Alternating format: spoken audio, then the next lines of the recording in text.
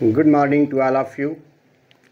हम लोग आधुनिक इतिहास श्रृंखला में आज चर्चा करेंगे कि प्रथम गोलमेज सम्मेलन से ऑनवर्ड, यानी कहने का मतलब ये है कि हम लोगों ने सविनय अवज्ञा आंदोलन के बारे में पढ़ा।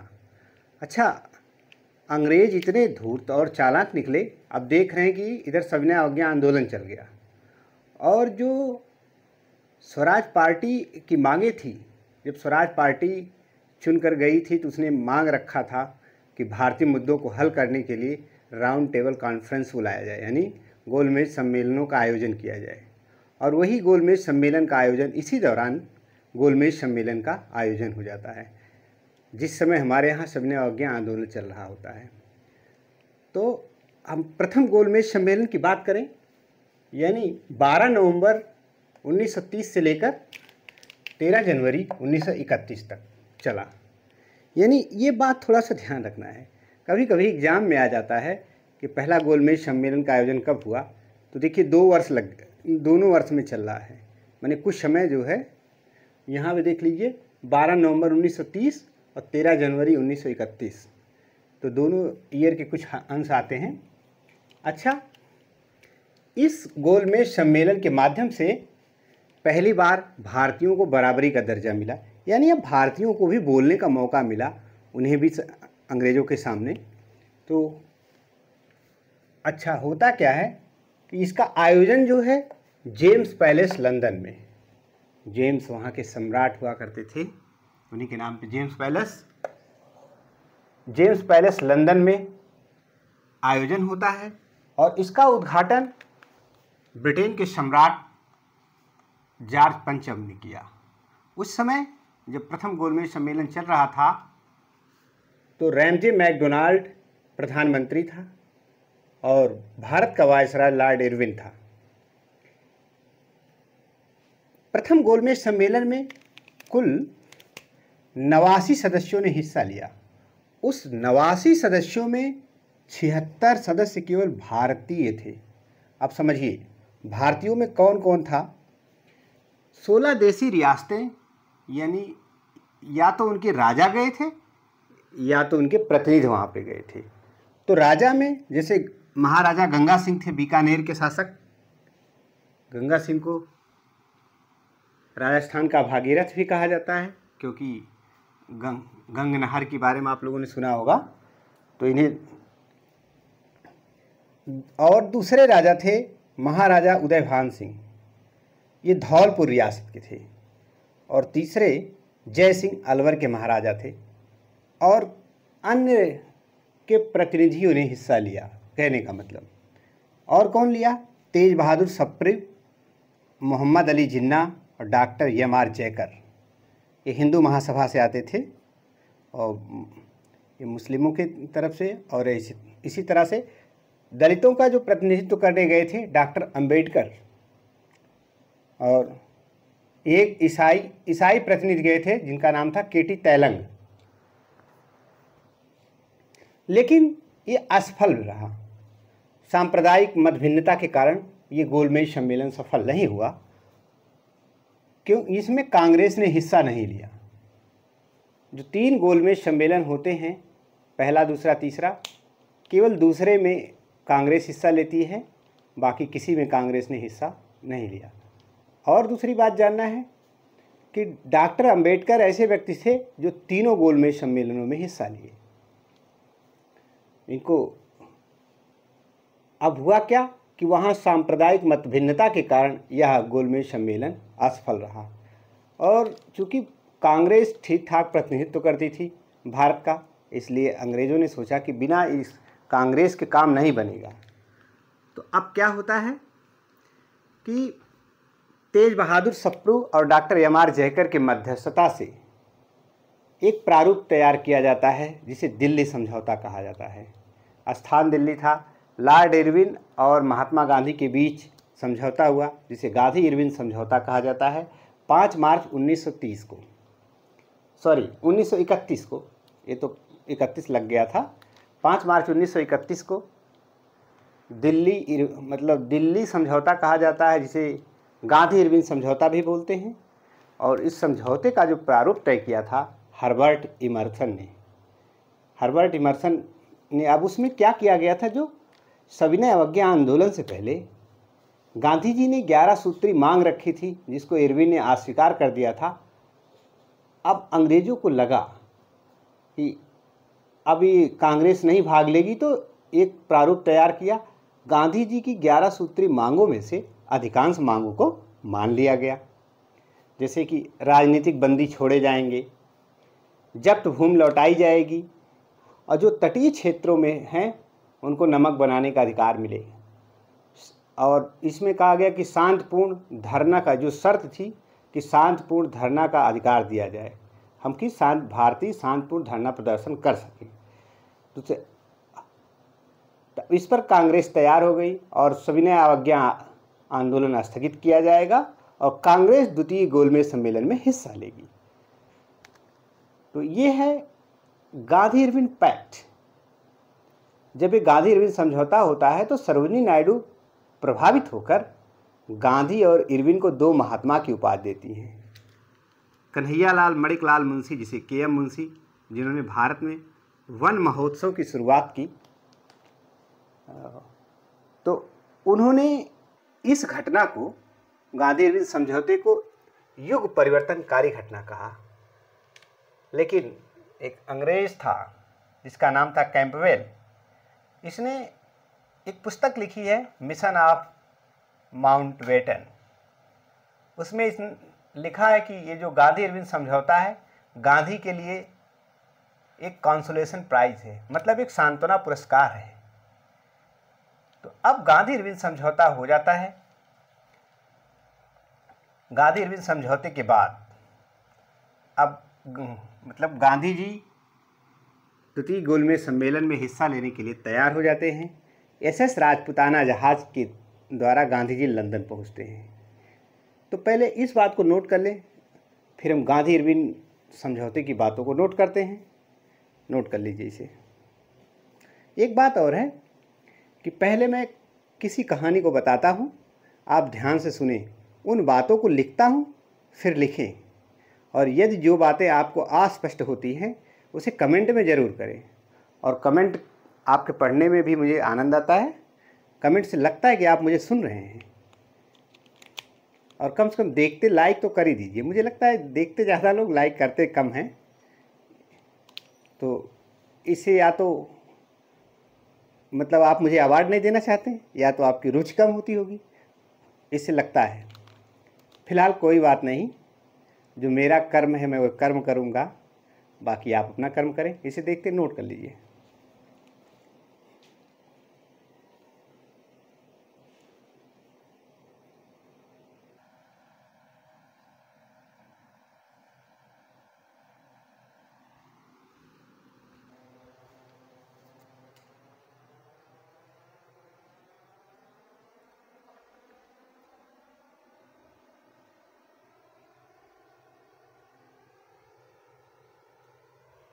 क्योंकि हम इतनी देर तक रुके रहेंगे तो इसमें विलम्ब होगा। मुझे लगता है कि आप इसे वीडियो को रोक करके ये बातें नोट कर लेंगे। हम इसे मिटाना चाहेंगे और अगली बात नोट करेंगे। फटाफट नोट कर लीजिए। आयोजन स्थल जेम्स पैलेस, उद्घाटनकर्ता सम्राट जॉर्ज पंचम, ब्रिटेन का प्रधानमंत्री रैमजे मैकडोनाल्ड। ये सब फैक्ट हैं, आपको थोड़ा याद रखना होता है और आप सुलेख लिखने के चक्कर में ना रहें। फटाफट फैक्ट तैयार होने चाहिए आपको। आते हैं हम आगे। ये प्रश्न भी बन सकता है कि सविनय अवज्ञा आंदोलन के दौरान कौन सा कार्यक्रम चल रहा था, तो प्रथम गोलमेज सम्मेलन।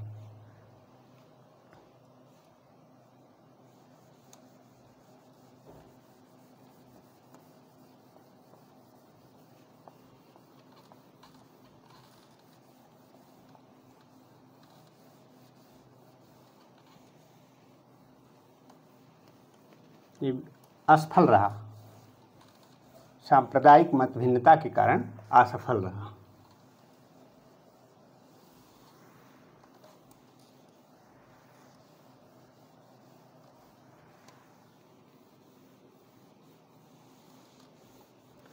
साथ साथ कहानी भी आप लिखते चलें। देखिए, हमने आपको गांधी इरविन समझौते की बात की। जब पहला गोलमेज सम्मेलन असफल रहा तब गांधी इरविन समझौता होता है, और गांधी इरविन, उस समय वायसराय था Irwin, Lord Irwin, Gandhi Irwin समझौता।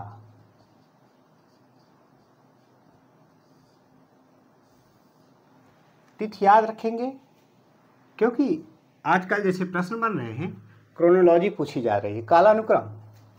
तो एक घटना है 5 मार्च की, 5 मार्च 1931, और ये जो समझौता हुआ था, ये स्थान है दिल्ली, स्थान दिल्ली। दिल्ली में समझौता हुआ था, इसलिए इसे दिल्ली समझौता भी कहा जाता है। दिल्ली समझौता।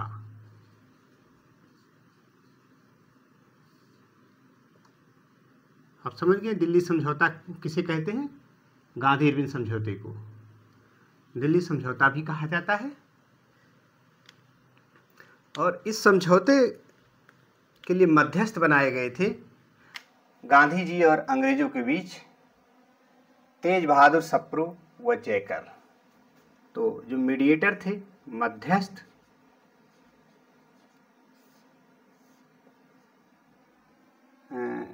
तेज बहादुर सप्रू, तेज बहादुर सप्रू तथा डॉक्टर एम.आर. जयकर। संविधान सभा में भी ये पहुंचे थे, एम.आर. जयकर। ध्यान देना, जयकर साहब का नाम बहुत बार आएगा। तो मध्यस्थ ये थे, और जो दिल्ली समझौते का प्रारूप तैयार किया था, दिल्ली समझौते का प्रारूप, यानी गांधी इरविन समझौते का प्रारूप जो तय किया था, समझौते का प्रारूप तैयार किया किसने? ये बात याद रखनी है। जिसने तैयार किया था उसका नाम था हर्बर्ट इमर्सन। हर्बर्ट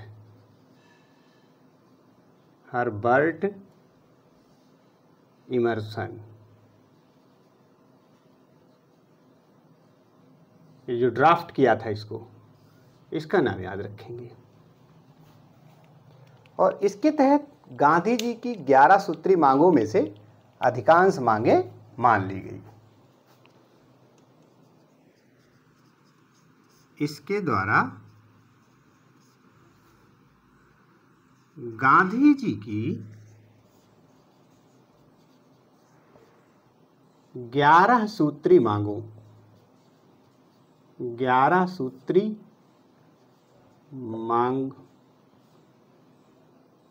में से अधिकांश मांगें मान ली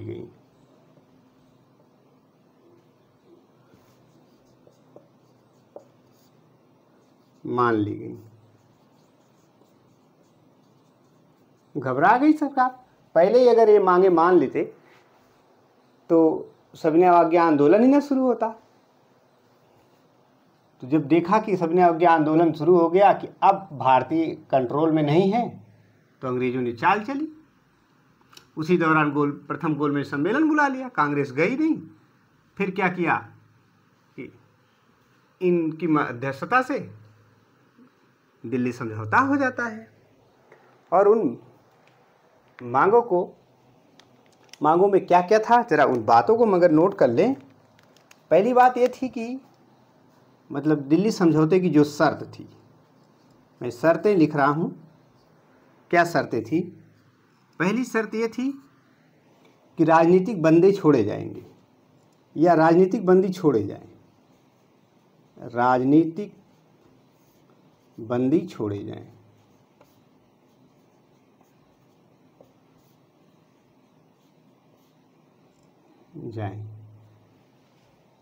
ये थी, मतलब उस समझौते में ये बात थी ना।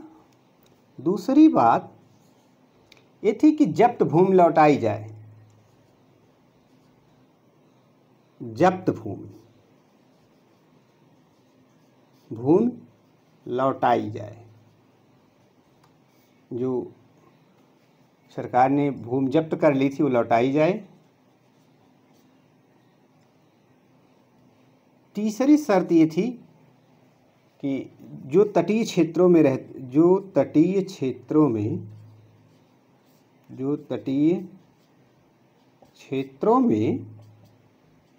भारतीय रहते हैं उन्हें नमक बनाने का अधिकार दिया जाए। उन्हें नमक बनाने का अधिकार दिया जाए।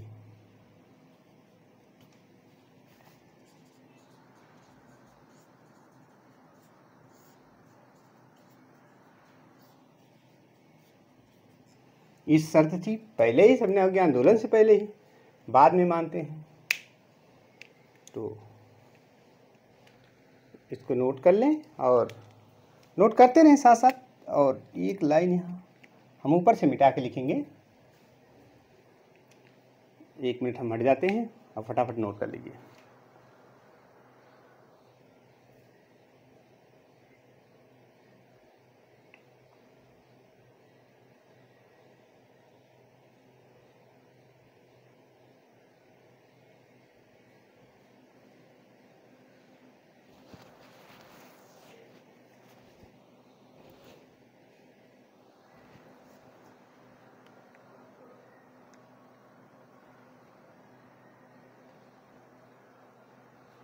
ठीक है, तो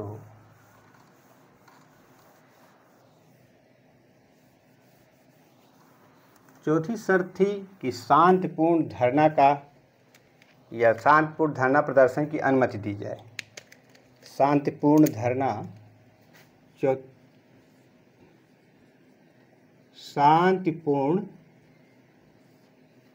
धरना प्रदर्शन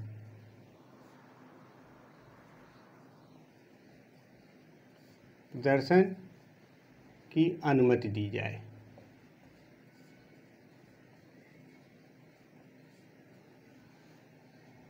अगर आप शांतिपूर्ण धरना प्रदर्शन की अनुमति देंगे तब क्या होता है कि सविनय अवज्ञा आंदोलन स्थगित किया जाएगा।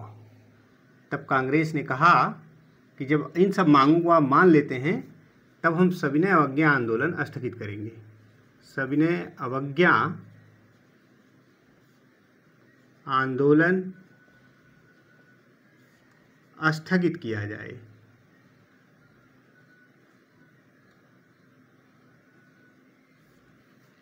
स्थगित किया जाएगा।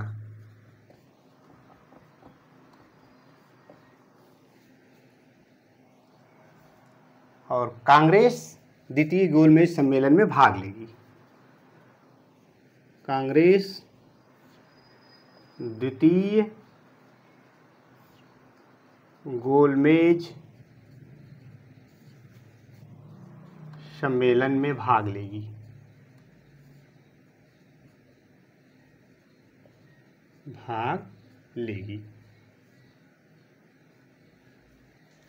अब ये मांगे मान ली जाती हैं। तब क्या होता है, तो जब ये समझौता हो जाता है तो इस समझौते पर टिप्पणीकार होते हैं, टिप्पणी करते हैं। ज़रा मैं नीचे से मिटा के लिखूँगा कि सरोजिनी नायडू ने इस समझौते के बाद सरोजिनी नायडू ने,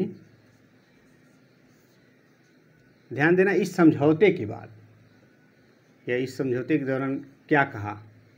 सरोजिनी नायडू ने गांधी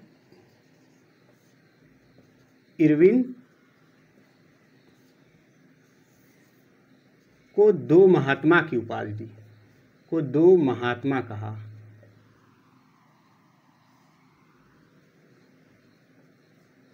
अब एक प्रश्न बनता है, किसने कहा था गांधी और इरविन को दो महात्मा?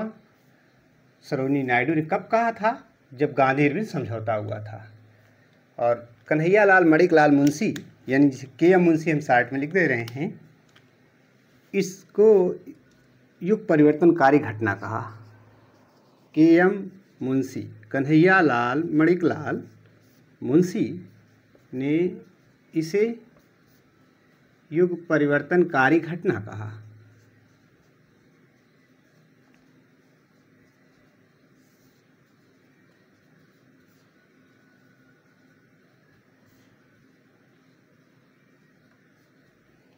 कन्हैया लाल मणिकलाल मुंशी आगे चल के संविधान सभा में भी संविधान सभा सदस्य बनते हैं और भारत में वन महोत्सव की शुरुआत इन्होंने किया था। भारत में कन्हैया लाल मणिकलाल मुंशी और सत्यमूर्ति को संविधानवादी भी कहा जाता है।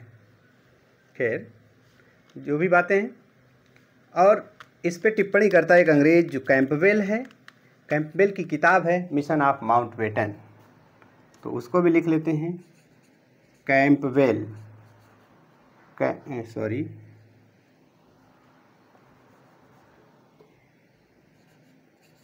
कैंपबेल पुस्तक है इसकी, मिशन ऑफ माउंटबेटन। पूछा जाएगा कि मिशन ऑफ माउंटबेटन पुस्तक किसने लिखी है, तो कैंपबेल ने लिखा है। मिशन ऑफ माउंटबेटन, उस पुस्तक में इस घटना का जिक्र है। इसने क्या टिप्पणी की कि कहा कि गांधी इरविन समझौता, यानी यह समझौता का मतलब गांधी इरविन समझौता, गांधी जी के लिए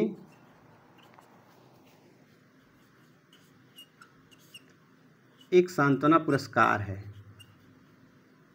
सांत्वना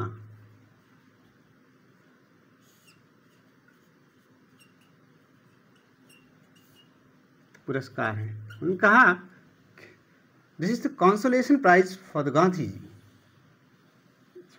जी, consolation prize for Gandhi ji. उनका कि इस सांत्वना पुरस्कार के अलावा कुछ नहीं है गांधी जी के लिए। तो ये बात नोट कर लेंगे।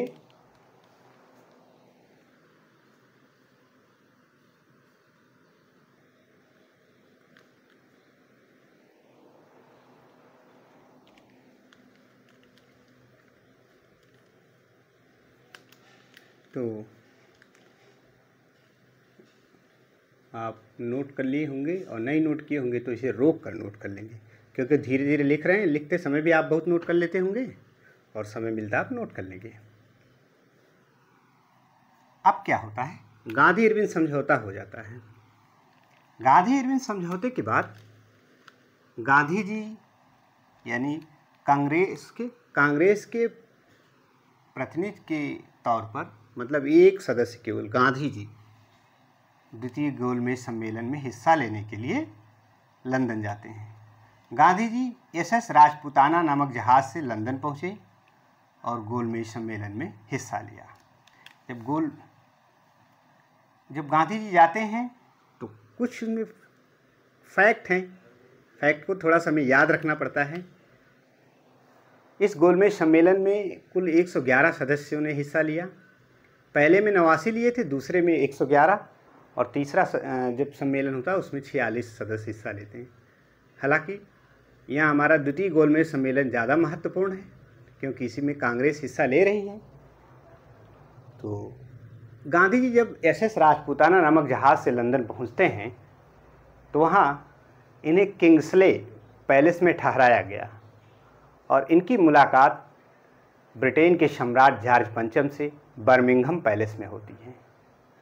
अब यहाँ 3 पैलेस का नाम आता है, किंग्सले पैलेस, बर्मिंघम पैलेस और जेम्स पैलेस। तो किंग्सले पैलेस में गांधी जी को ठहराया गया, बर्मिंघम पैलेस में सम्राट जॉर्ज पंचम से इनकी मुलाकात होती है, जबकि जेम्स पैलेस में राउंड टेबल कॉन्फ्रेंस चल रहा था, गोलमेज सम्मेलन चल रहा था। तो इन बातों को नोट भी करेंगे। होता है उस समय सम्राट पता ही चल गया कि जॉर्ज पंचम थे, और वहाँ का प्रधानमंत्री रैमजे मैकडोनाल्ड था, और तब तक वायसराय बदल गया था। गांधी इरविन समझौता हो गया जब द्वितीय गोलमेज सम्मेलन चल रहा था, उस समय भारत का वायसराय चेंज हो गया। अब तक इरविन था, इरविन की जगह पे अब विलिंगटन भारत का वायसराय बनता है। तो ये बात याद रखेंगे कि द्वितीय गोलमेज सम्मेलन के दौरान विलिंगटन वायसराय था।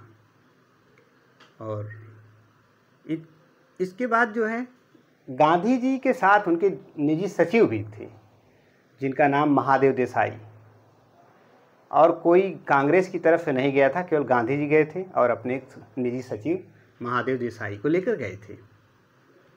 और सरोजनी नायडू तथा मदन मोहन मालवीय जो हैं वायसराय की कार्यकारिणी के विशेष सदस्य के तौर पर गोलमेज सम्मेलन में हिस्सा लेते हैं।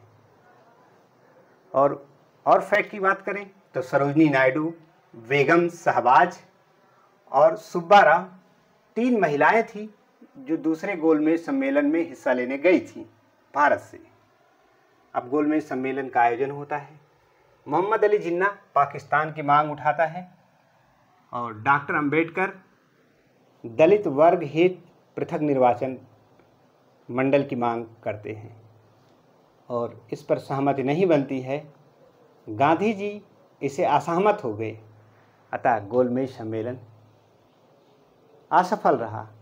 यानी पृथक निर्वाचन मंडल पे गांधी जी की असहमति हो गई।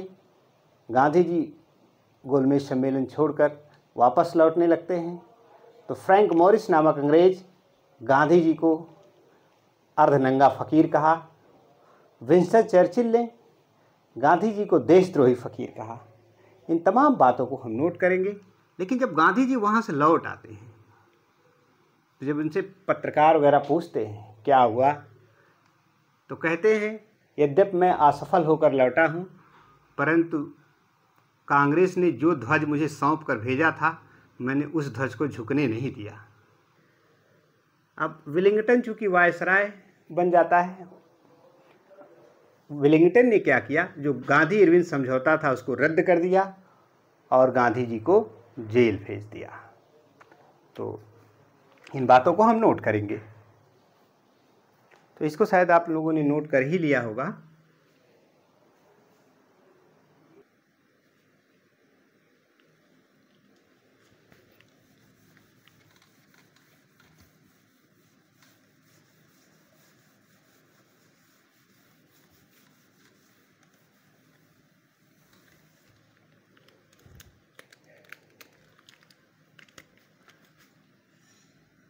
दिल्ली समझौते यानी गांधी इरविन समझौता के बाद, दिल्ली समझौते के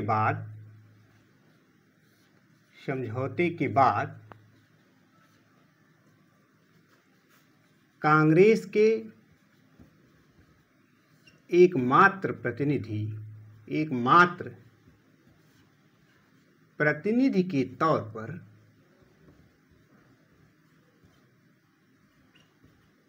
तौर पर गांधी जी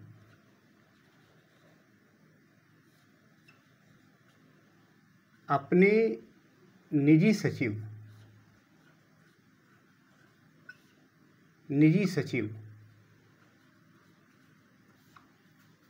महादेव देसाई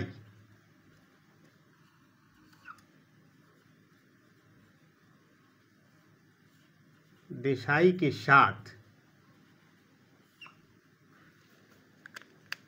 ये बात याद रखेंगे, जहाज था कभी कभी यस राजपूताना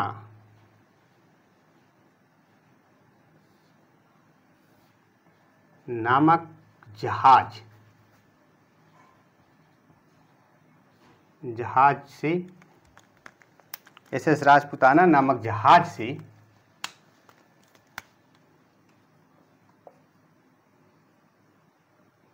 द्वितीय गोलमेज सम्मेलन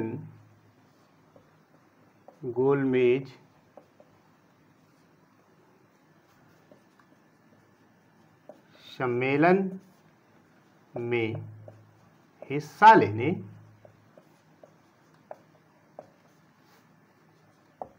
लंदन पहुंचे। कुछ फैक्ट नोट करते हैं। गांधी जी को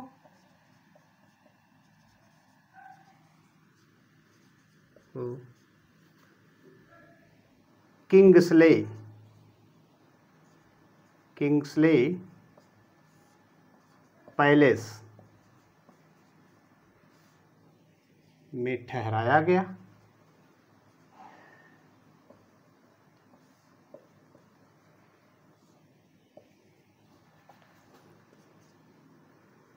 बर्मिंघम पैलेस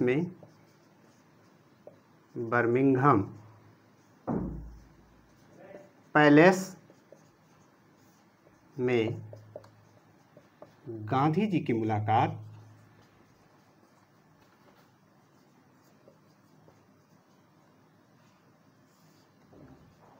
जॉर्ज पंचम से हुई।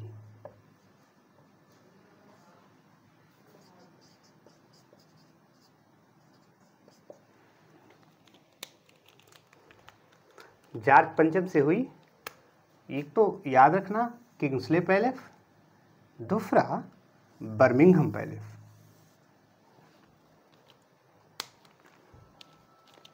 जबकि यहाँ लिख दे रहे हैं हम, जबकि गोलमेज सम्मेलन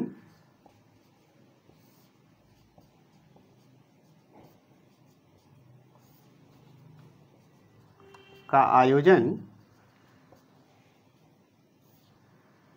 जेम्स पैलेस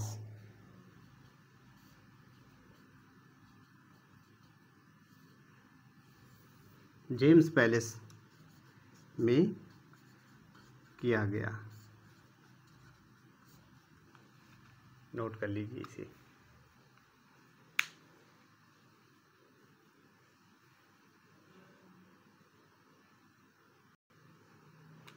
थोड़ा स्पेस इसमें एक चीज़ और लिख दें कि सरोजिनी नायडू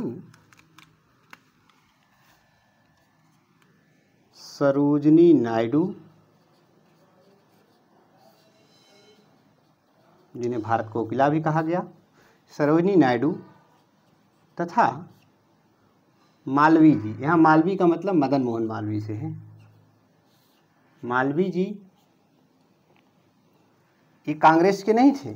ये लोग उस समय वायसराय की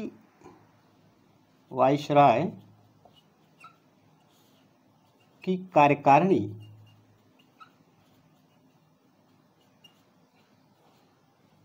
के विशेष सदस्य के तौर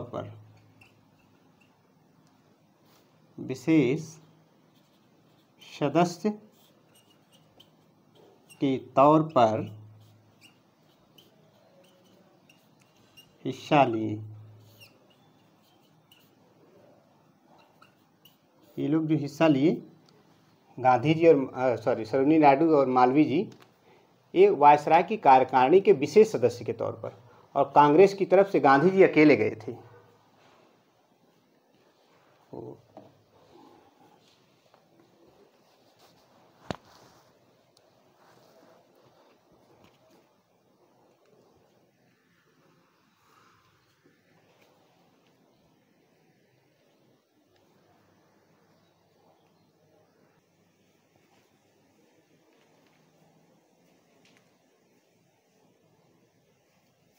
तो आप नोट कर लिए होंगे, ऊपर से मिटा रहे हैं, और गोलमेज सम्मेलन के जो फैक्ट हैं उन्हें हम लोग नोट करेंगे।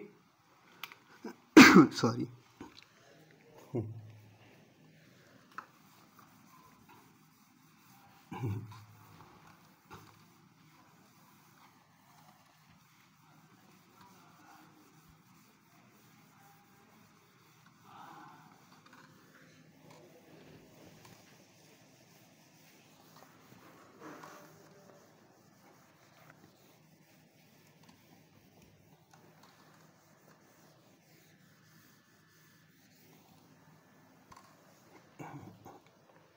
द्वितीय गोलमेज सम्मेलन यानी सेकेंड राउंड टेबल कॉन्फ्रेंस।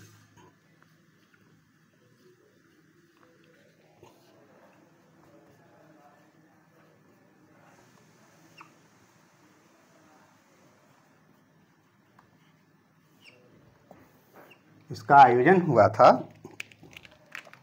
तिथि है 7 सितंबर, 7 सितंबर से लेकर के और ये चला था 1 दिसंबर तक, और ये 1931 में ही था, यानी उसी वर्ष हुआ। और इसका जो आयोजन स्थल है, आयोजन स्थल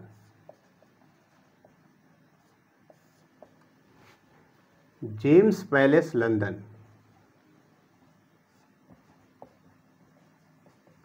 पैलेस लंदन।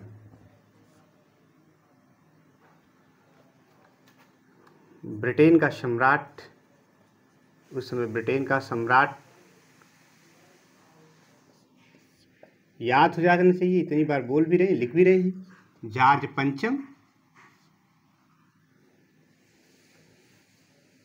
और यहाँ प्रधानमंत्री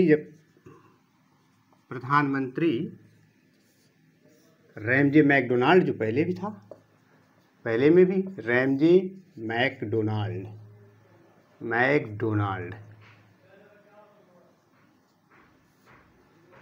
और वायसराय बन गया था भारत का उस समय, भारत का वायसराय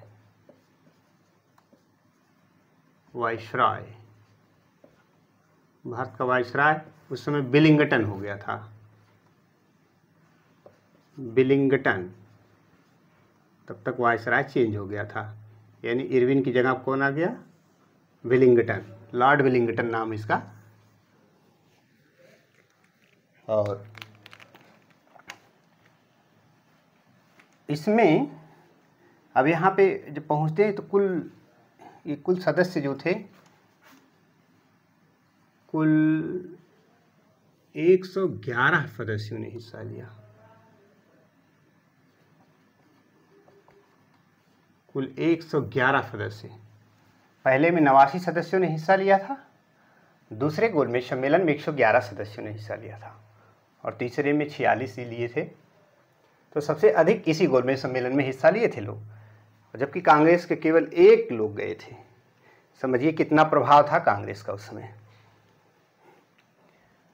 और 3 महिलाएं गई थी, भारत से 3 महिलाएं गई थी गोलमेज सम्मेलन में हिस्सा लेने के लिए। एक थी सरोजनी नायडू,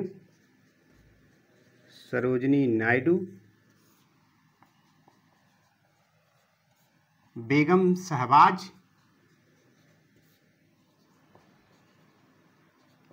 शहबाज तथा सुब्बा राव।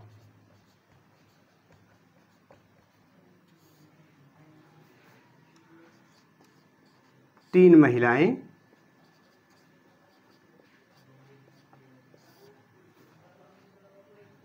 गई थी।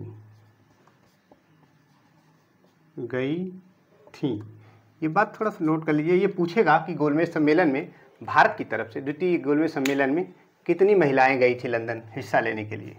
तो इसमें सरोजनी नायडू, बेगम शहबाज तथा सुब्बा राव। और इसमें हुआ क्या कि मोहम्मद अली जिन्ना ने पाकिस्तान का मुद्दा उठाया।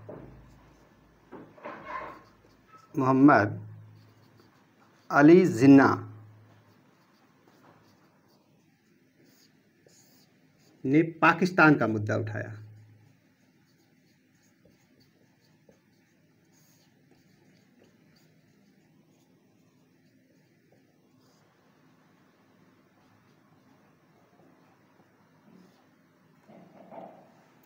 और डॉक्टर B.R. अम्बेडकर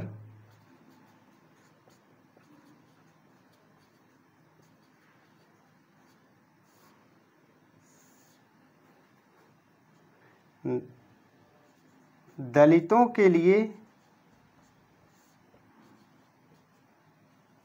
पृथक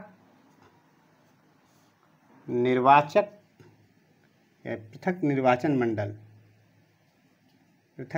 मंडल की मांग की।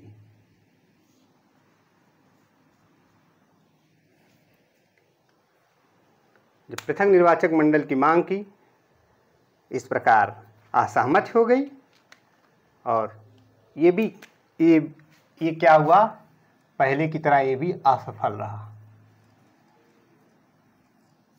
दूसरा गोलमेज सम्मेलन भी असफल रहा। क्यों असफल रहा?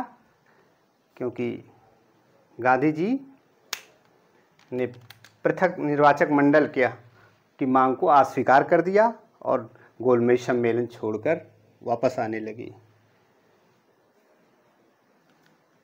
नोट कर लीजिए।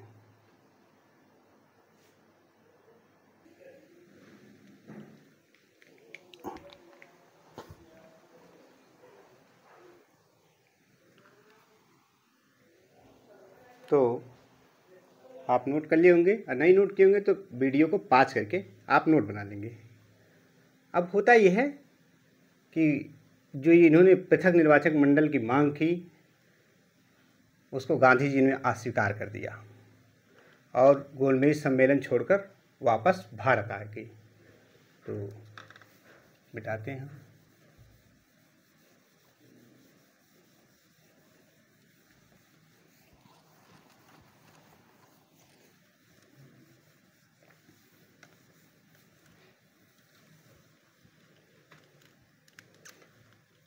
वहाँ गांधी जी ने पृथक निर्वाचन मंडल को अस्वीकार कर दिया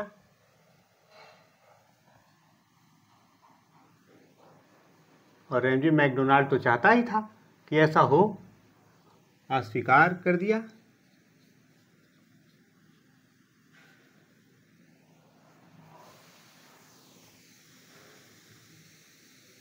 लौटते समय जब गांधी जी भारत लौट रहे हैं, तब इन पे टिप्पणियां क्या हो रही। लौटते समय ध्यान देखेंगे। लौटते समय फ्रैंक मोरिस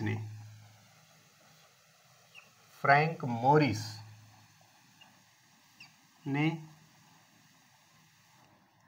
अर्धनंगा फकीर कहा।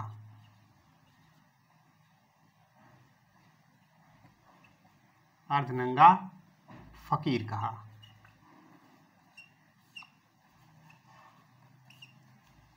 जब गांधी जी गोलमेज सम्मेलन छोड़कर वापस लौट रहे थे, तो फ्रैंक मोरिस ने उन्हें अर्धनंगा फकीर कहा, जबकि विंस्टन चर्चिल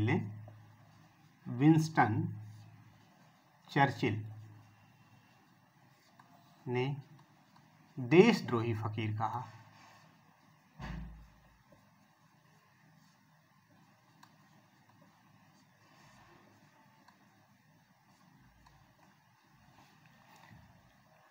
अब गांधी जी लौट कर आते हैं तो बम्बई बंदरगाह पर पत्रकार जब इनसे पूछते हैं, बम्बई बंदरगाह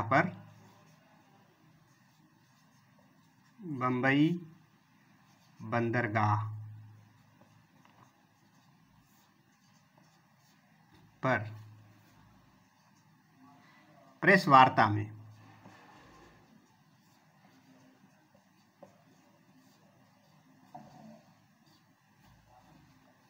गांधी जी ने कहा कि क्या कहा, इनके स्टेटमेंट को याद रखेंगे। यद्यपि मैं असफल होकर लौटा हूं, यद्यपि मैं असफल होकर लौटा हूं,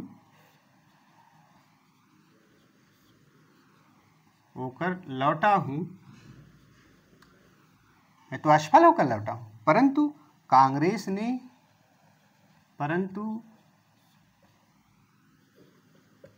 कांग्रेस ने मुझे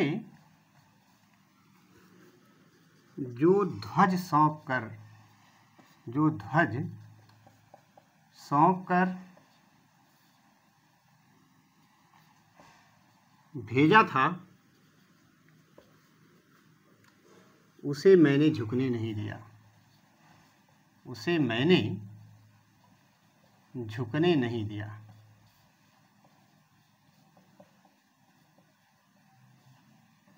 ये गांधी जी का स्टेटमेंट है। ये प्रेस वार्ता में कहते हैं। जब बम्बई बंदरगाह पर उतरते हैं तो पत्रकारों ने पूछा कि आखिर लंदन में क्या हुआ, तो इन्होंने बताया कि मैं तो असफल होकर लौटा हूँ, लेकिन कांग्रेस ने जो ध्वज मुझे सौंप कर भेजा था उसे मैंने झुकने नहीं दिया। अर्थात पृथक निर्वाचक मंडल की बात हमने नहीं माना। वापस आने के बाद पुनः सविनय अवज्ञा आंदोलन एक बार शुरू करते हैं। लंदन से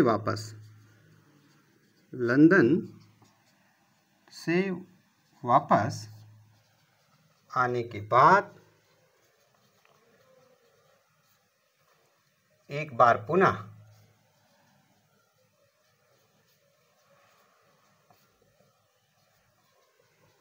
सविनय अवज्ञा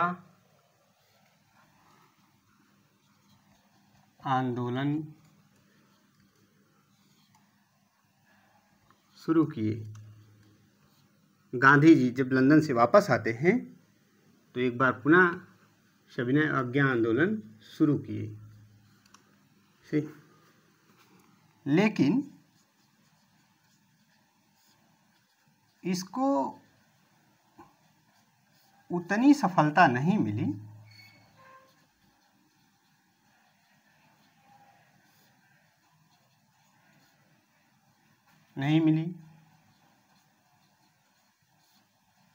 जितनी की पहले को।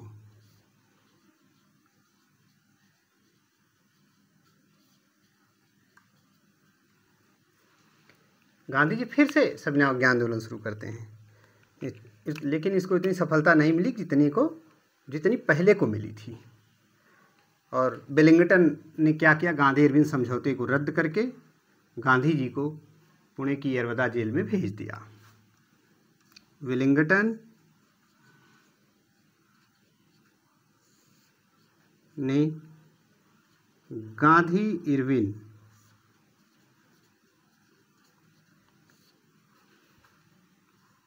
समझौते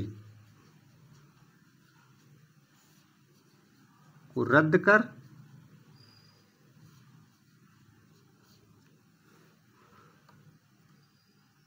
गांधी जी को पुणे की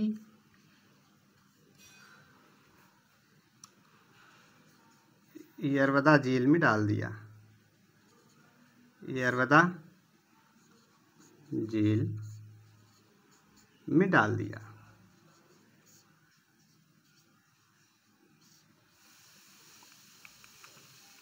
गांधी जी ने एक बार फिर प्रयास किया लेकिन लोगों का हौसला टूट जाता है तो दोबारा से जुड़ने में दिक्कत होती है। तो जितना पहली बार सविनय अवज्ञा आंदोलन शुरू करने में इनको सफलता मिली थी, जब लंदन से वापस आकर फिर से अगर शुरू करते हैं तो इनको उतनी सफलता नहीं मिली।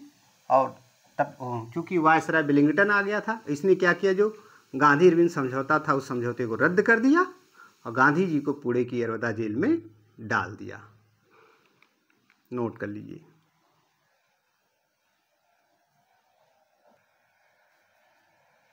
फटाफट नोट करिए, इसके बाद पास करके नोट कर लीजिए और तक हम अगली कहानी बताएं कि 16 अगस्त 1932 को एक घटना घटित होती है।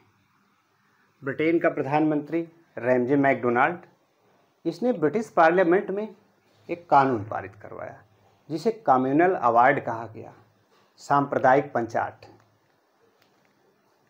इसके तहत प्रांतीय विधानमंडलों में दलित वर्ग के लिए 71 सीटें आरक्षित कर दी गई, आरक्षित करने की व्यवस्था की गई।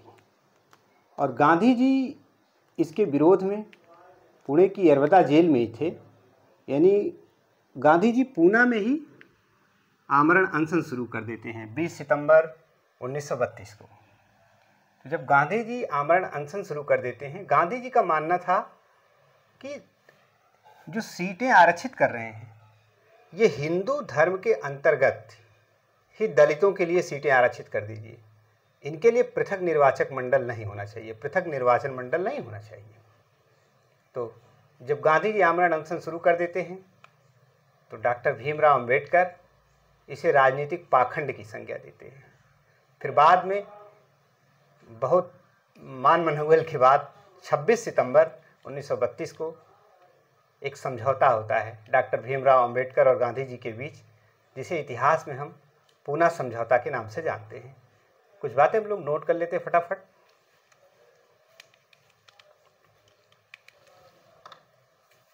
शायद इसको आप लोग नोट कर लिए होंगे। हम लोग बात कर रहे हैं सांप्रदायिक पंचाट।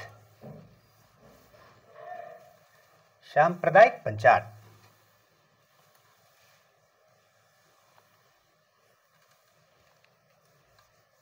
आप लोग अपनी टिप्पणी जरूर करें कि हम धीरे हैं या तेज हैं, जो भी आपको लगता है अपनी टिप्पणी करेंगे, उसी हिसाब से हम यहाँ सुधार करेंगे, क्योंकि अपनी कमियों को बहुत कम लोग जान पाते हैं। इसलिए एक दोस्त ऐसा होना चाहिए, कुछ लोग उनके आसपास ऐसे होने चाहिए कि जो उन पर टिप्पणी करें, उनकी कमियों को उजागर करें। तो आप लोग एक तरह मेरा दोस्त बन के, मेरे दोस्त ही बन करके टिप्पणी करिए कि आप यहाँ पे क्या सुधार कर सकते हैं। चलिए खैर, हम सांप्रदायिक पंचाट की बात करते हैं। सांप्रदायिक पंचाट। अच्छा, कल की क्लास में हमने जियाल तरंग शायद लिख दिया था, देखा वीडियो में। जियाल तरंग आंदोलन है मणिपुर में, जो रानी गिडालू ने चलाया था, सुधार कर लीजिएगा। तो सांप्रदायिक पंचाट ये घटना है 16 अगस्त और 16 अगस्त 1932। इसे कम्युनल अवार्ड भी कहते हैं, कम्युनल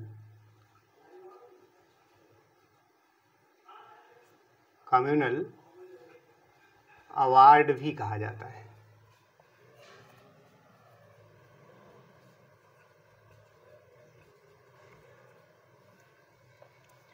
होता है कि रैमजे मैकडोनाल्ड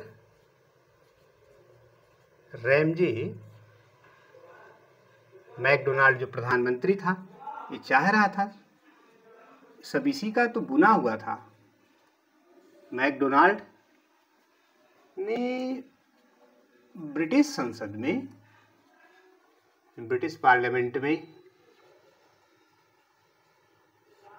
संसद में इसे पारित करवाया, अर्थात इसे कानूनी रूप दे दिया। और इसमें दलितों या दलितों के लिए पृथक निर्वाचन मंडल की व्यवस्था की गई। इसमें दलितों के लिए पृथक निर्वाचन मंडल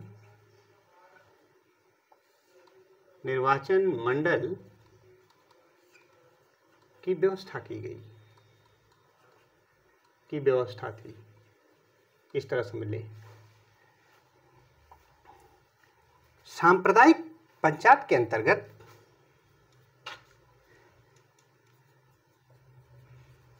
सांप्रदायिक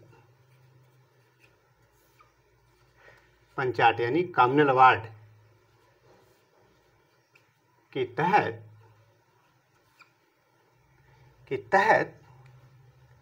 दलित वर्ग के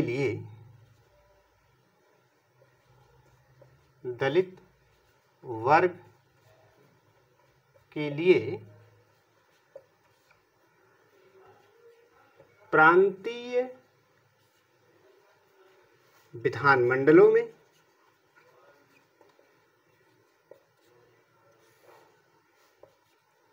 विधानमंडलों में 71 सीटें आरक्षित कर दी गई। 71 सीटें आरक्षित की गई और इसके विरोध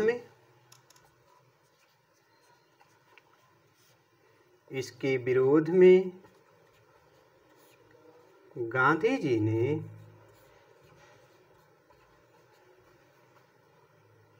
20 सितंबर 1932 को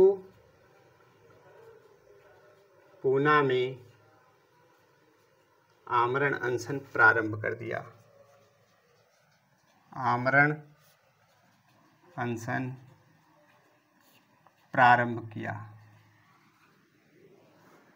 या प्रारंभ शब्द नहीं सही, आमरण अनशन शुरू कर दिया। चलिए लिख देते हैं, शुरू कर दिया।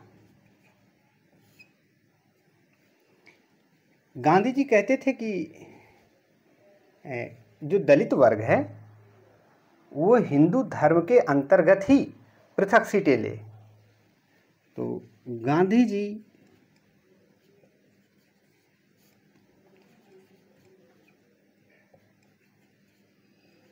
दलित वर्ग को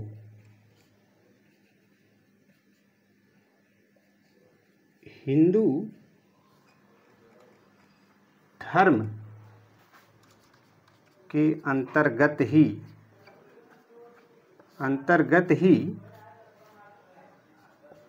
सीटें आरक्षित करने के पक्ष में थी। आरक्षित करने के पक्ष में थे। वे नहीं चाहते थे कि इनके लिए अलग से निर्वाचन मंडल हो। तो गांधी जी इसके पक्ष में थे, इसलिए डॉक्टर भीमराव अंबेडकर ने इसे राजनीतिक पाखंड की संज्ञा दी। डॉक्टर भीमराव अंबेडकर ने इसे राजनीतिक पाखंड की संज्ञा दी।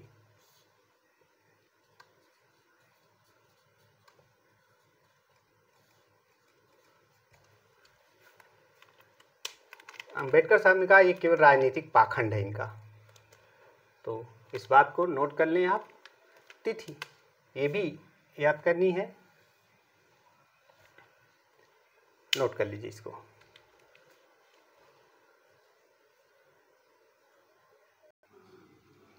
तो इसको नोट कर लीजिए।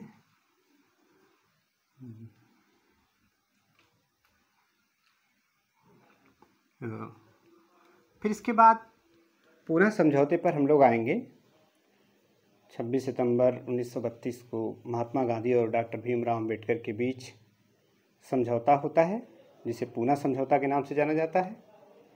और इसमें क्या किया गया, जो प्रांतीय विधानमंडलों में 71 सीटों की जगह पे गांधी जी ने कहा 148 सीटें आरक्षित कर दीजिए, लेकिन हिंदू धर्म के अंतर्गत ही। और केंद्रीय विधानमंडल में दलित वर्ग के लिए 18% सीट आरक्षित कर दी गई। कुल 17 हस्ताक्षर हुए, जिसमें गांधी जी की ओर से मदन मोहन मालवीय ने हस्ताक्षर किया और गांधी जी ने हरिजनोद्धार कार्यक्रम चलाया, हरिजन सेवक संघ की स्थापना की और नारायण गुरु के कहने पर अपने पत्र नवजीवन का नाम बदलकर हरिजन कर दिया। तो और वर्धा आश्रम से गांधी जी ने एक यात्रा निकाली। 9 महीने में 20,000 किलोमीटर की यात्रा तय किए और हरिजनोद्धार कार्यक्रम चलाए। 1934 में बिहार में आया एक भूकंप, विनाशकारी भूकंप को गांधी जी ने कहा ये सवर्ण हिंदुओं के द्वारा किया गया दैवीय पापों का दंड है। तमाम बातों को हम लोग नोट करते हैं फटाफट। इसको आप लोग पास करके नोट कर लीजिए। अब मैं मिटा रहा हूँ।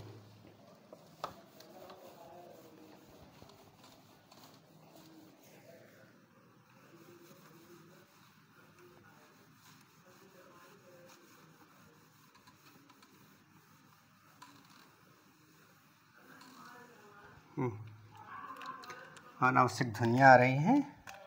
तो पूना समझौता, पूना समझौता, इसे पूना पैक्ट भी कहते हैं। पैक्ट माने समझौता होता है। और ये है 26 सितंबर 1932। और एक तरफ है महात्मा गांधी और दूसरी तरफ है डॉक्टर B.R. अम्बेडकर। इनके बीच समझौता हुआ। पूछा जाता किसके मध्य हुआ तो बताएंगे आप, महात्मा गांधी और भीमराव अम्बेडकर के बीच पूना समझौता होता है। और इस समझौते के अनुसार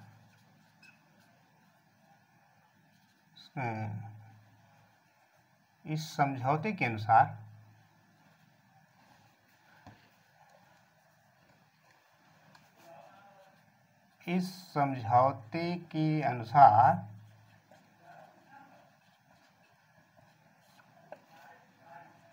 प्रांतीय विधानमंडलों में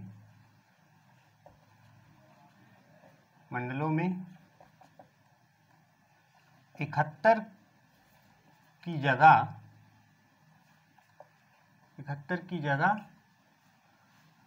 जो 71 सीटें आरक्षित करने की बात की गई थी, 71 की जगह 148 सीटें तथा केंद्रीय विधानमंडल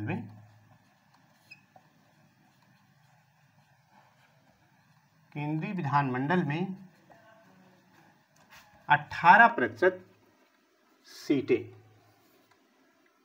ध्यान देना यहाँ परसेंट है, सीटें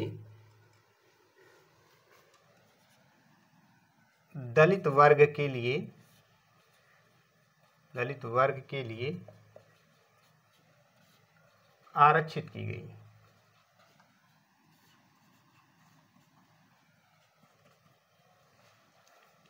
और कुल 17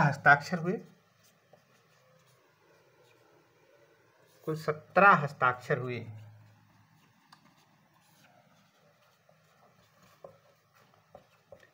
गांधी जी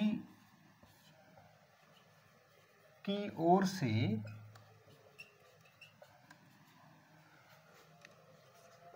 मदन मोहन मालवीय ने हस्ताक्षर किया।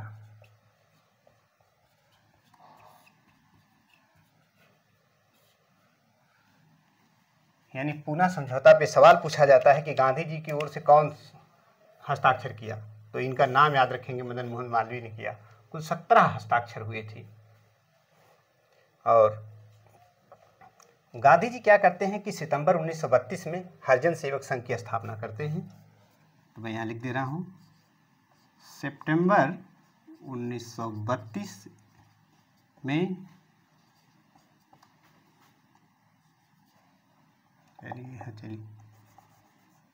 सितंबर 1932 में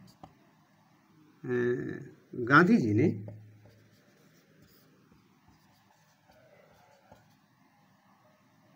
जी ने हरिजन संघ की स्थापना की। हरिजन सेवक संघ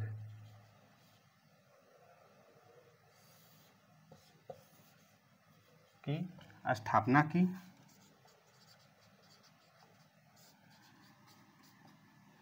और इसका अध्यक्ष किसका, हरिजन सेवक संघ का, किसको बनाया, घनश्याम दास बिड़ला को बनाया। ये पूछा गया सवाल है, घनश्याम दास बिड़ला को बनाया।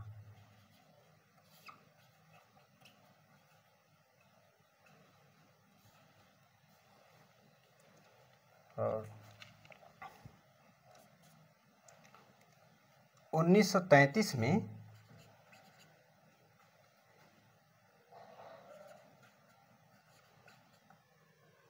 हरिजन समाचार पत्र का प्रकाशन किया। गांधी जी ने हरिजन समाचार पत्र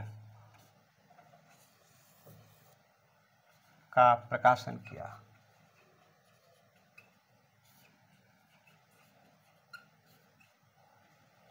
नोट कर लीजिए।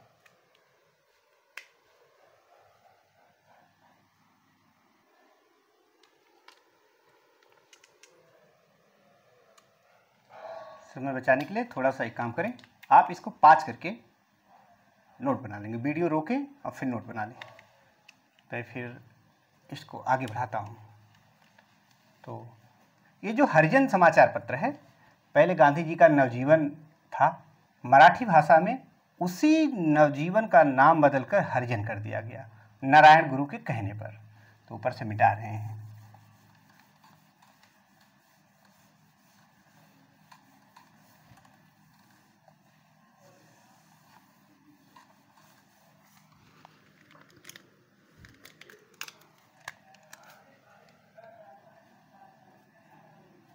नारायण गुरु के कहने पर गांधी जी ने नवजीवन पत्र का नाम बदलकर नवजीवन पत्र का नाम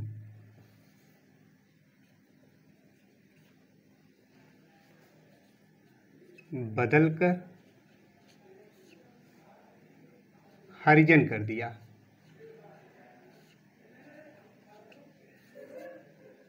हरिजन कर दिया। ये मराठी भाषा में चलता था। किस भाषा में? मराठी भाषा में।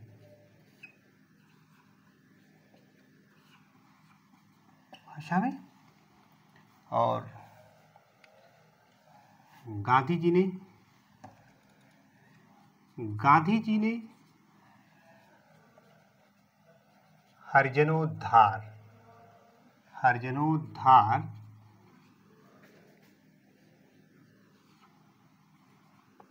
कार्यक्रम शुरू किए।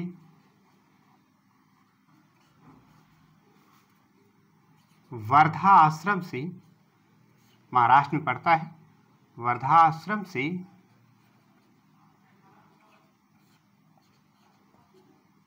हरिजन यात्रा प्रारंभ की। हरिजन यात्रा शुरू की और 9 महीने में 20,000 किलोमीटर यात्रा की इन्होंने। और 1934 में बिहार में एक विनाशकारी भूकंप आया था, जिसको गांधी जी ने सवर्ण हिंदुओं द्वारा दलितों पर जो जुर्म किए जा रहे थे उसको दैवीय पापों का दंड कहा। तो 1934 में बिहार में आए हुए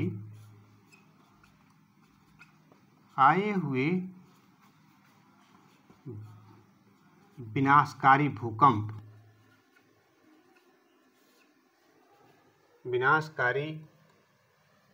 भूकंप को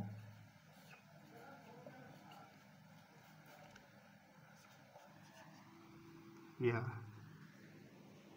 सवर्ण हिंदुओं या स्वर्ण हिंदुओं मिलता है, स्वर्ण हिंदुओं द्वारा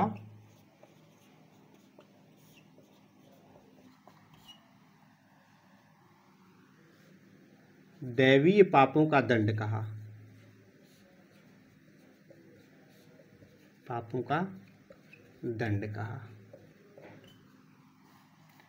इन तमाम फैक्ट को हम लोगों ने देखा। यद्यप आगे भारत शासन अधिनियम 1935 वगैरह हम बाद में देखेंगे और ले चलेंगे भारत की आज़ादी तक।